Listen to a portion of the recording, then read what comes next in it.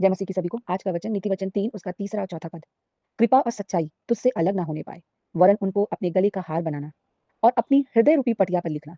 तो तू परमेश्वर और मनुष्य दोनों का अनुग्रह पाएगा, तू अति बुद्धिमान होगा। प्रियो, हम जानते हैं परमेश्वर के मुख से निकला हर एक वचन सच्चा होता है और वो पूरा भी होता है। यहाँ पे सुलेमान के द्वारा परमेश्वर का वचन हमें सिखाता है कि कृपा और सच्चाई हमसे अलग ना होने पाए, हमारे जीवन का एक भाग बन जाए कृपा और सच्चाई, हम इससे जुड़े रहें। कृपा वो भलाई, वो दया जो हम दूसरों को पर करते हैं, उनकी आवश्यकता में, उनकी ज़रूरत में, हमारे पास जो कुछ है, उससे अपनी सामर्थ्य जब हम दूसरों के लिए भलाई करते हैं, तो वो कृपा कहलाता है। और ये कृपा हमें प्रेम से मिलता है। प्रेम का एक दान भी है कृपा। और सच्चाई अर्थात फेथफुलनेस, ईमानदारी, वफादारी, जो हमें परमेश्वर के भय मानने से मिलता है।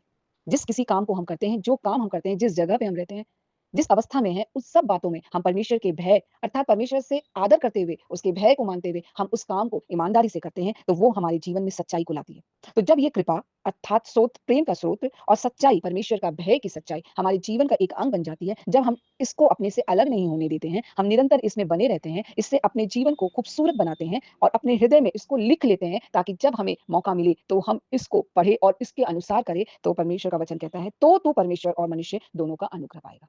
प्रियो, हमें परमेश्वर का अनुग्रह मिल जाए, ये बहुत बड़ी बात है, क्योंकि उसके अनुग्रह के बिना हम कुछ भी नहीं कर सकते। और साथ ही साथ मनुष्य का इस संसार में रहते हुए अनुग्रह मिल जाए, तो हमारे लिए सोने पे सुहागा है। और लेकिन इन अनुग्रह को पाने के लिए हमें कृपा और सच्चाई को अपने जीवन का एक आधार बनाना है, अर्थात हमारे जीवन को प्रेम से और परमेश्वर के उस आदर सहित भय से भरना है, ताकि हम परमेश्वर और मनुष्य दोनों का अनुग्रह पा सके। और तू अति बुद्धिमान होगा, बहुत बुद्धिमान होगा। हर एक कार्य को करने के लिए परमेश्वर हमें बुद्धि देगा, हम बुद्धिमानों में गिने जाएंगे। अगर हम प्रभु यीशु मसीह के जीवन को देखें, लूका रचित सुसमाचार उसके दूसरे अध्याय में प्रभु यीशु मसीह के बारे में कहा गया है कि वो अपने डील डॉल में बढ़ता गया और परमेश्वर और मनुष्य दोनों का अनुग्रह उस पे आया। क्योंकि हमारा प्रभु यीशु मसीह कृपा, तरस, प्रेम से भरा हुआ था। उसने सब पे तरस खाया। उसने बीमारों को चंगा किया, मुर्दों को जिलाया, लंगड़ों और गूंगों और बहरों को उसने चंगाई दी। उसका हृदय तरस से भरा था और वो अपने कार्य में फेथफुल था, इतना ईमानदार था, इतना आज्ञाकारी था कि उसने परमेश्वर पिता की आज्ञाकारिता, उस सच्चाई को लेकर उसने अपने आप को उस क्रूस की कुर्बानी को भी दे दिया। प्रियो, सैमुएल नबी को देखे, इब्राहिम को देखे, यूसुफ को देखे, जितने लोगों ने परमेश्वर के भय में रहते हुए अपने जीवन को ईमानदारी से जिया और साथ ही साथ उनके हृदय में वो करुणा, वो दया, वो कृपा भरा रहा, उन सब ने परमेश्वर के साथ साथ मनुष्य के अनुग्रह को भी पाया।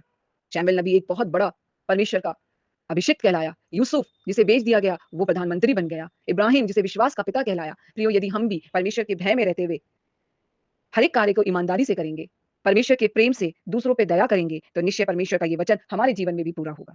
हे पवित्र आत्मा प्रभु, हम सब की सहायता और मदद करिए। प्रभु यीशु के नाम से मांगते हैं, आमीन।